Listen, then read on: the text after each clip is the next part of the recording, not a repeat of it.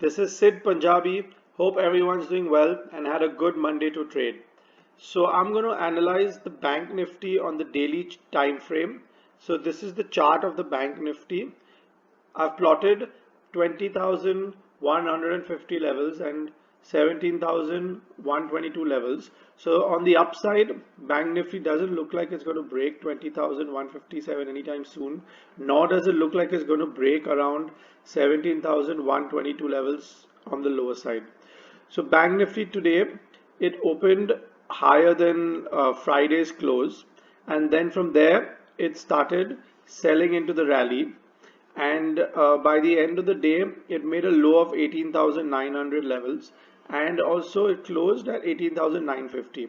So clearly the bears were in control for today, and moving forward for the next couple of days I expect Bank Nifty to correct to around 17,900 levels.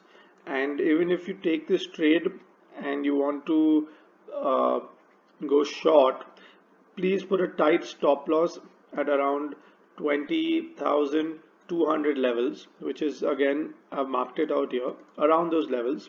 And a good target would be around, your first target could be around 18,000 levels, and then after that we could probably head down to 17,120, 200 levels in the longer run.